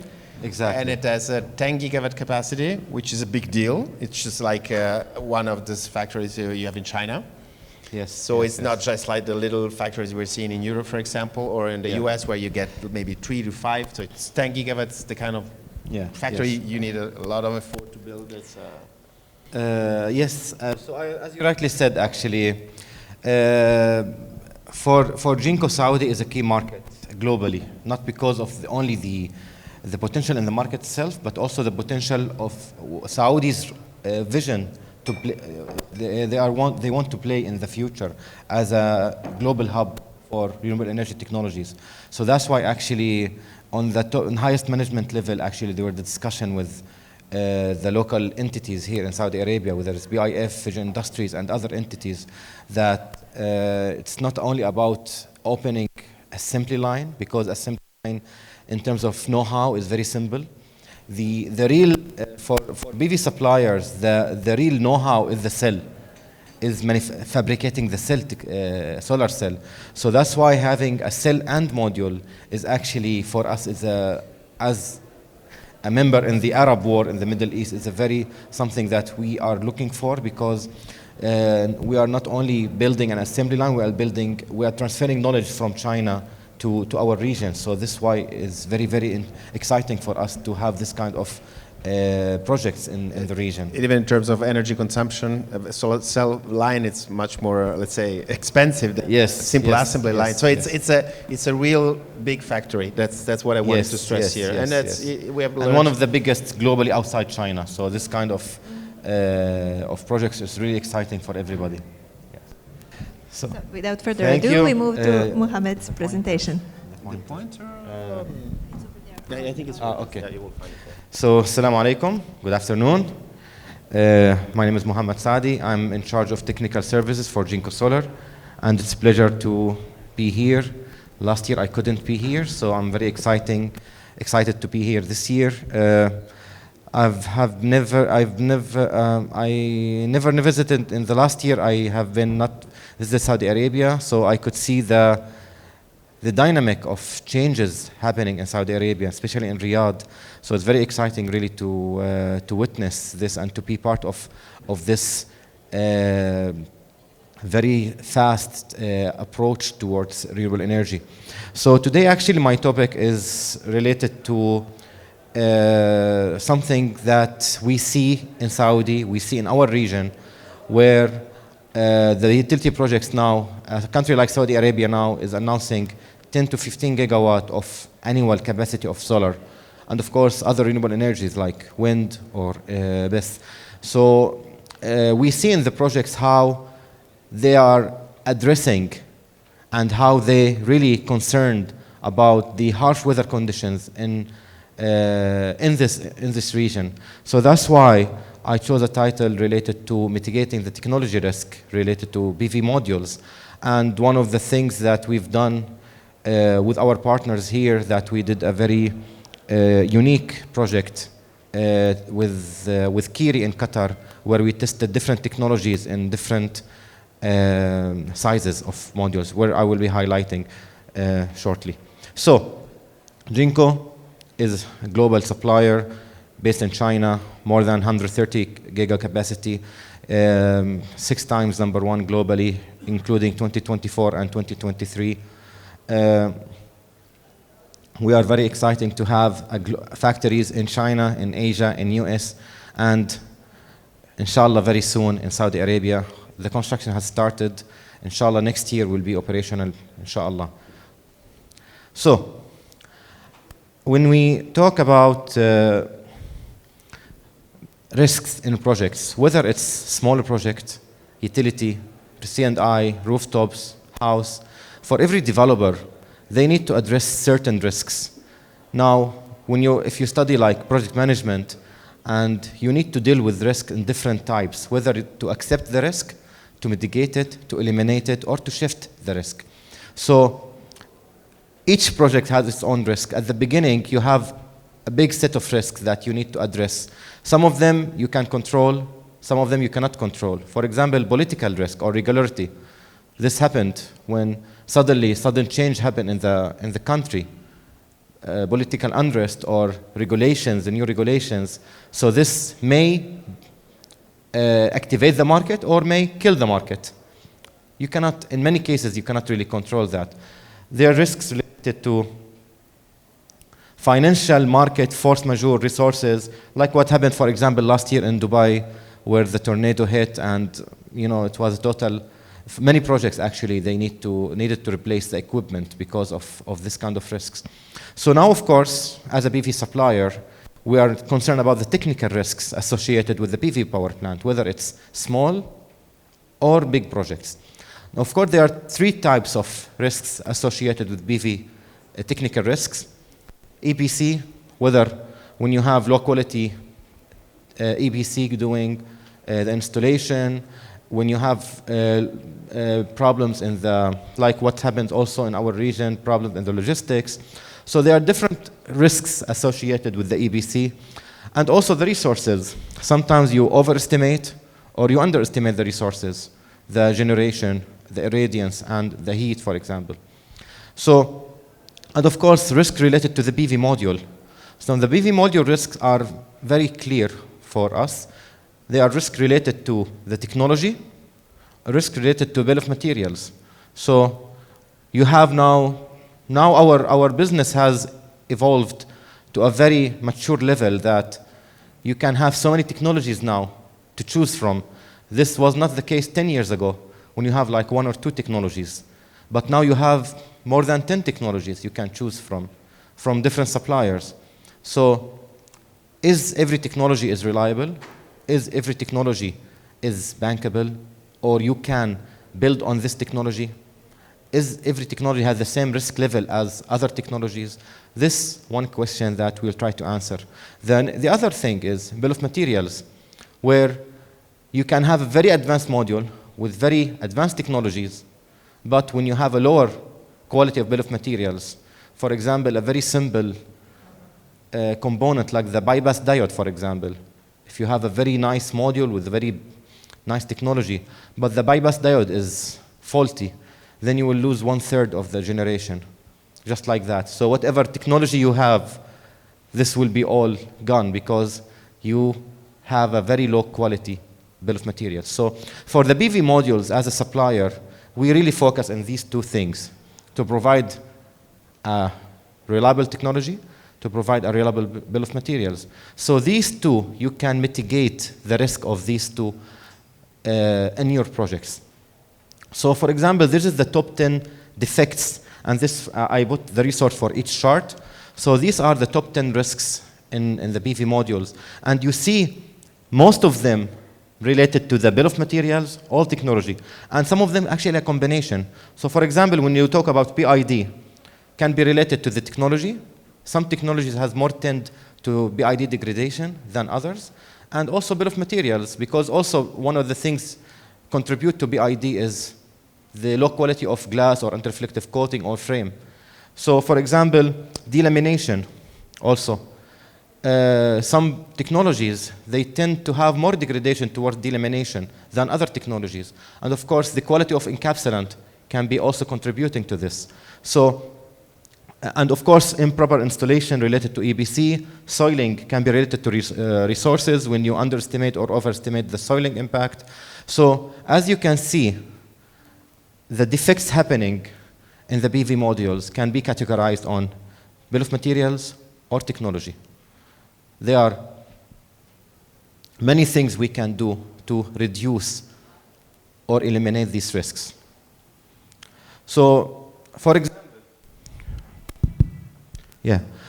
example, when you develop a project at the beginning, the risks level are very low, or the capex are very high, but you are dealing with so many risks at the beginning. So step by step, you are reducing the risks. And at the same time, the capex now is increasing. So when you start actually in commissioning the project and you go into the yield risk, now the risk should be mitigated, but the impact of anything will be huge. The capex will be huge. So at the beginning, you have so many risks, but the investment is not yet in place.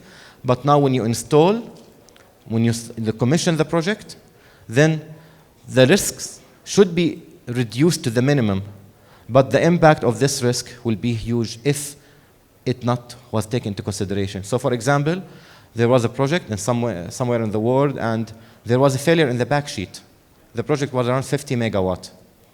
So because of this failure in the backsheet, the project had to be, all the modules had to be replaced. So a very small failure led to a very high impact in terms of capex. So that's why addressing the risks, very, very important to in your project. So what can we do to reduce the risks? The technical risk, whether it's related to technology or related to bill of materials. First, to go with a proven technology globally, adopted technology globally, technology been accepted by consultants, suppliers, EBCs, end users. Not every technology in the market is bankable or reliable. There are many technologies that theoretically or in the data sheet, they are very good, but that doesn't mean it's reliable. So one of the things, for example, TOPCon have been accepted globally with more than 70% of market share in terms of capacity. And almost all the top 10 suppliers have TOPCon. Why? Because it has proven to be reliable technology. The second thing is bankability. You can have a very good technology, a very good product, but if the company is not financially stable, it doesn't make any sense. I will give one or two examples. SolarWorld used to be a very good company with a very good technology. One of the first technology companies actually to provide PERC modules.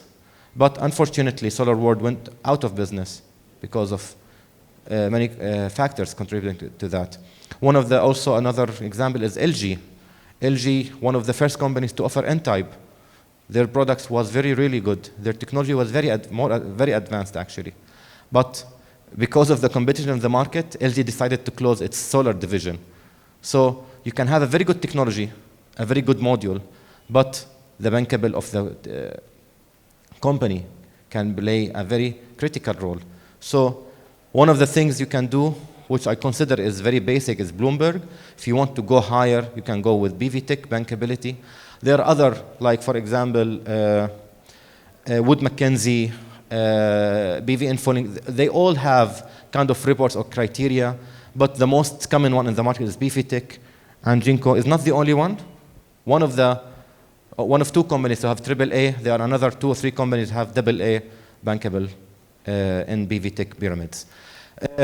What we see, for example, now in Saudi also, in utility projects, and even now in the C&I sector, they are asking for more extensive tests, more reliability, because the basic IEC, which used to be like in every data sheet, the basic IECs are very basic, and the failure rate is 3 to 5% only. So the basic IECs don't really give you the understanding that will this module really serve me or not.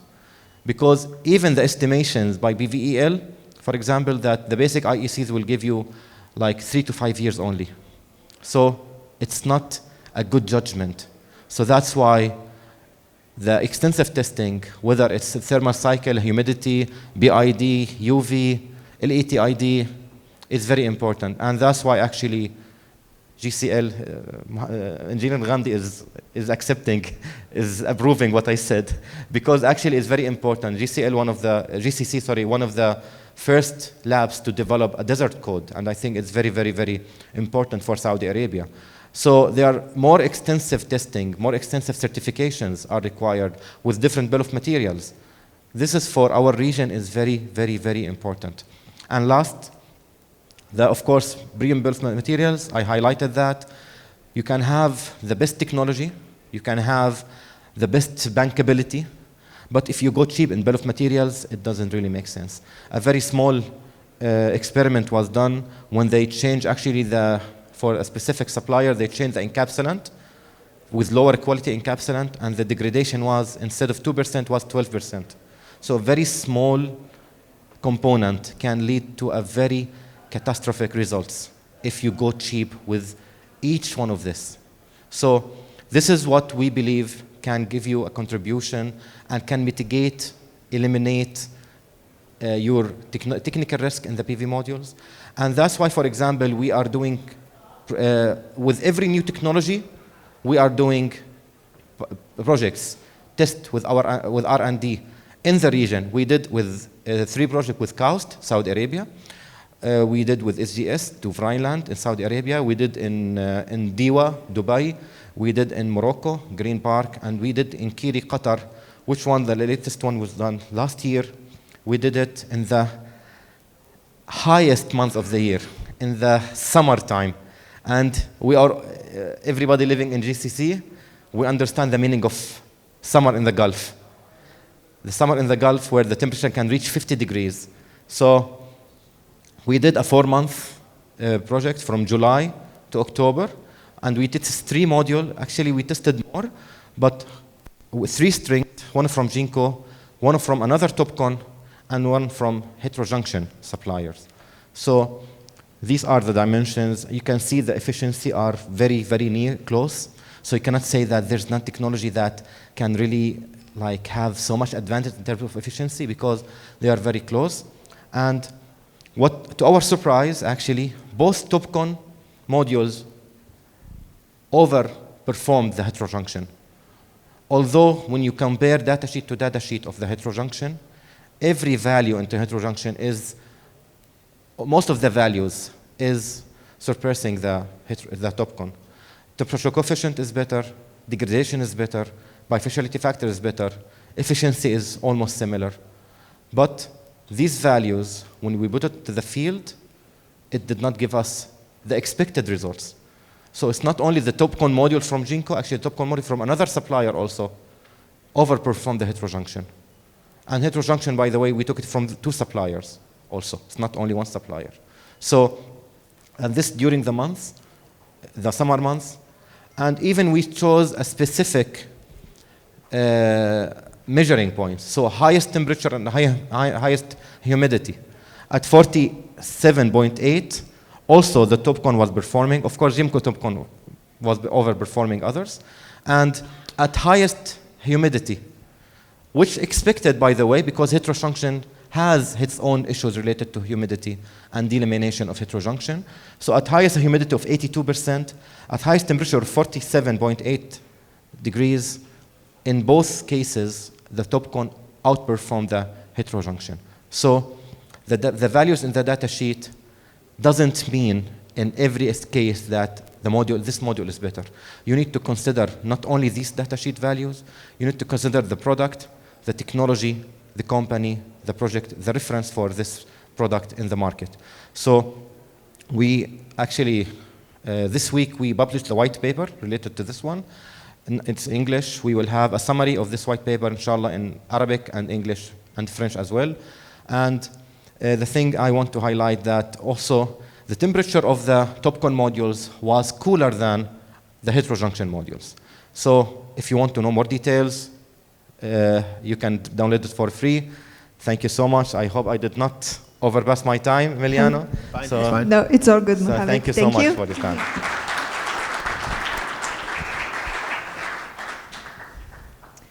So, Mohammed, as we also saw from your presentation, a variety of technologies coming into the picture, heterojunction, TOPCon, also back contact, maybe in future tandem and so on. So what do you see in terms of future developments, and what preferences in terms of technology choices are you seeing in Saudi Arabia? So Saudi Arabia as a region is very, in terms of technology, is very demanding, because they don't ask for standard technology, they ask for improved technology. So always the question always for Saudi Arabia, it's not what you have now, it's what we are going to have after 2 years.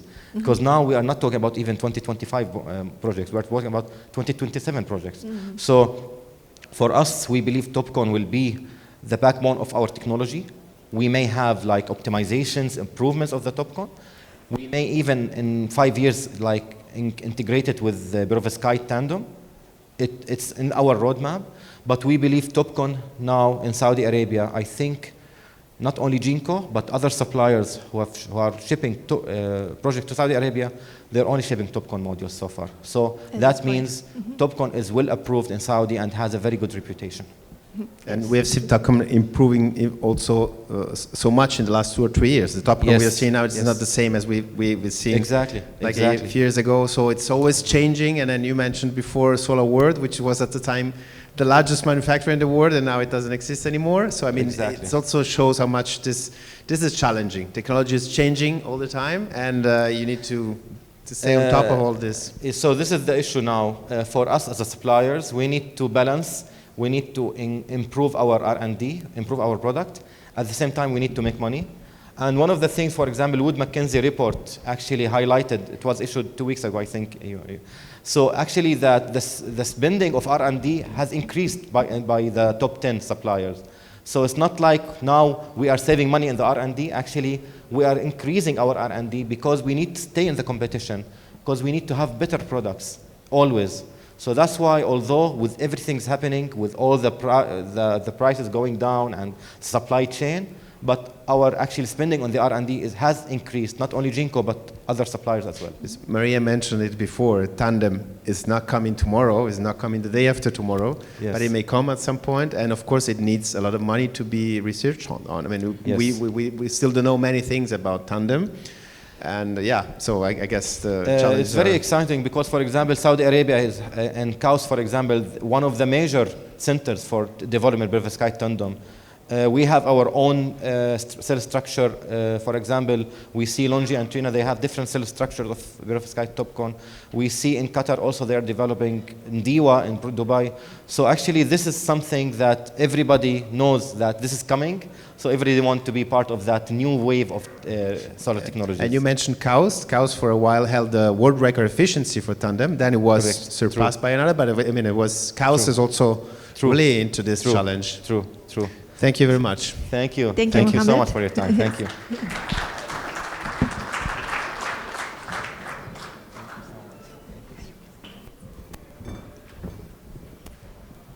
But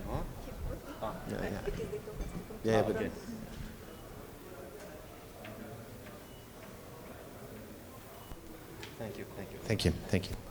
Thank you.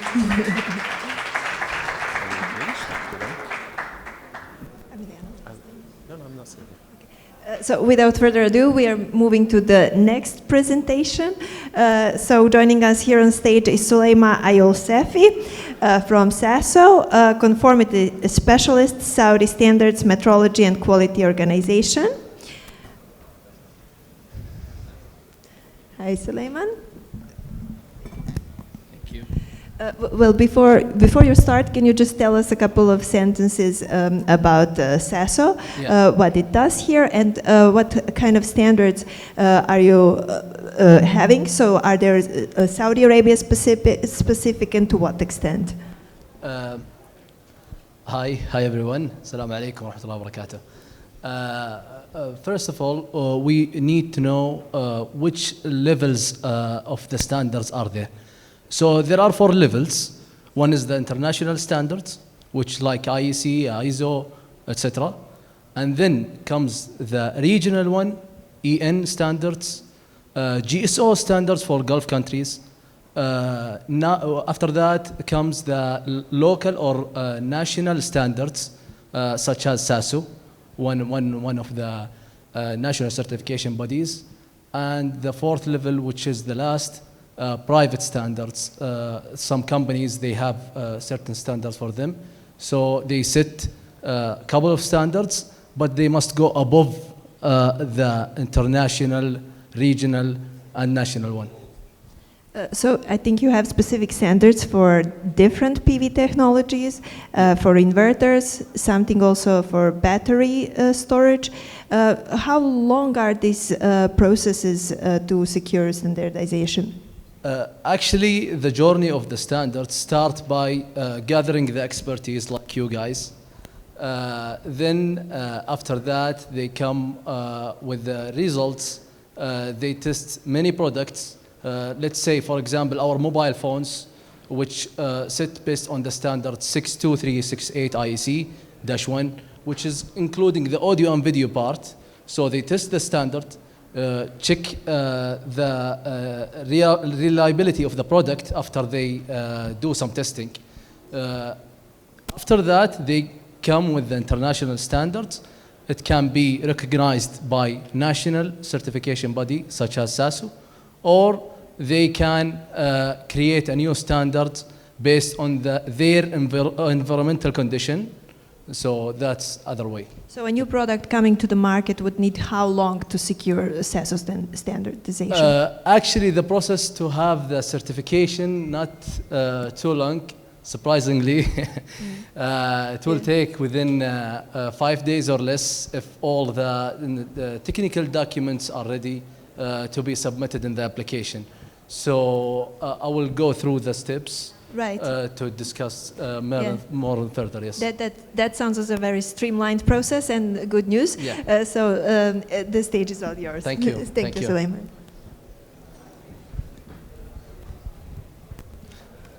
First of all, which mic? Okay.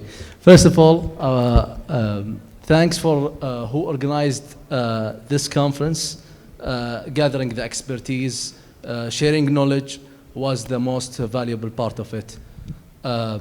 As many of you know, that the solar energy is the main or targeted sector, the main targeted sector in across all many developed countries.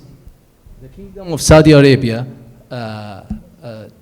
keen to play a role on this sector.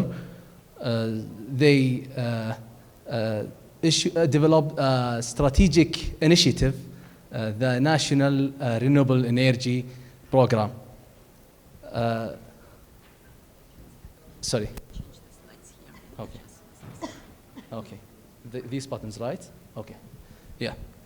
So SASU is Saudi Standards Metrology and Quality Organization, strives to ensure the safety of the products and systems. Here the role of certification comes, and the IEC National Recognition Certificate, and we must define some couple of terminology here. Yeah, okay, conformity assessment. So before starting with the conformity assessment, I must define the standards to know what conformity assessment is. The standards is a document set by expertise, including the safety requirement, performance requirement, or both of them, to ensure the product safety. So the process to comply the product that I have, like a microphone, to the standard called conformity assessment, as simple as that. Okay. How it implements, actually, the conformity assessment can be started by the visual inspection, just by your eyes, or sense it by your ears. For example, some decibel, you can hear, is it very loud, or is it, you can, like for example, cars, it must be set as some range in decibel that everyone on the road can hear it. The importance of the conformity assessment, removing technical and commercial barriers, and ensuring the high level of safety, which is the most important thing. Okay, the objectives of the conformity assessment: promoting, increasing the reliability, protecting.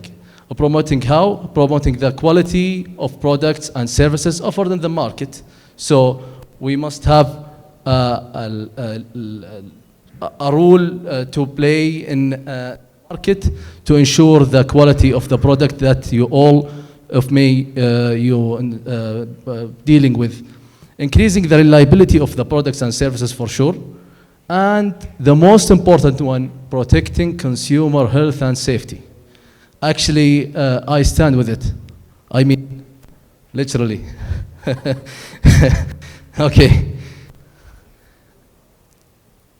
So, the General Department certification is the entity in SASO issuing the certification or doing the certification process to issue the certificate. We have several departments such as Quality Department, Conformity Certificate Department, and IEC Certification Programs Department, which we'll talk deep into it, Efficiency Labels Department, issues labels, and Inspection Department. The IEC can be divided into 3 categories here in SASO. One of it, IEC EE certificate section, which deals with the electrical components, such as mobile phones, TVs, monitors, etc. IECRE, that one is very complicated one because it's actually not only on the product, but also on the systems. So it's dealing with the renewable energy systems and renewable energy products. IECEX, the products used in atmospheric, explosive atmospheric conditions. The products of IEC EE recognition, national recognition certificate, these are the mandatory products, but I highlighted one, written one in blue, technical regulation for solar photovoltaic system products, which includes the PV modules, inverters, etc. And also the EX products, that the mandatory products for EX. Here are the list, some products, list of most common PV standards and products. Most of them related to the design qualification and type approval for solar panels, 61215, and also 61730 for requirements for construction and testing. Inverters. Inverters also can be divided by 2 categories. One, design qualification and type approval, and the other inverter, general requirement for safety power converters for use in photovoltaic power systems. General requirements, particular requirements for inverters, and combination with the photovoltaic elements. Okay. Here are the documents that you must have before applying to get the IEC EE National Recognition Certificates. CBTC, which is Certification Body Test Certificate. CBTR, Certification Body Test Report. So you must have these main things before applying for IEC EE Recognition Certificate. DOC, Declaration of Conformity for both importer and manufacturer. Industrial license, if the applicant was industry or manufacturer. Commercial registration, marking information, product photos, user manual, and these not related to the PV, since it's related, one of them related to the phones, and the other one for energy efficiency label for the lighting product. And here, the most interesting part, the cost. Sorry, I mean the certification program. We grant the procedure shall be made on ISO IEC 065. conformity assessment, general requirements for certification bodies. You can see the process, it's easily done by our certification system website. Just log into the certification system, selecting the required certificate, reviewing technical documents, reviewing results and providing recommendations, final approval and certification, receiving the certificate. So the process can be made within less than 5 days, 5 working days, if all documents are ready. And now the costs. I want to highlight the cost because I can see some manufacturers had some, barriers, challenges they face during their manufacturing process. The costs, I think, for the certificate, it's better to get the 3-year certificate, which is 500 cost of request submission, 4,500 for reviewing and studying, 1,000 for issuing the certificate. So this simple cost. And by the way, the certificate can include a family model. If you have a set of family model, so that can include in one certificate, so just one cost. Thank you, guys. Thanks.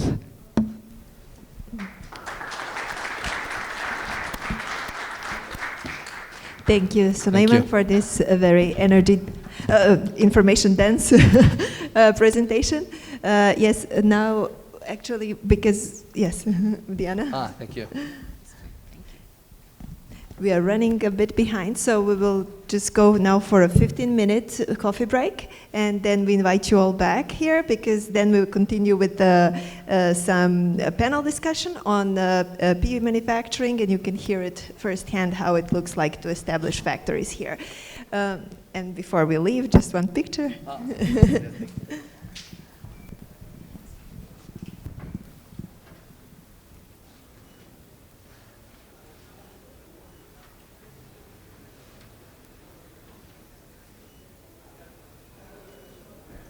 Thank you. Thank you, everyone. We'll be back in 15 minutes.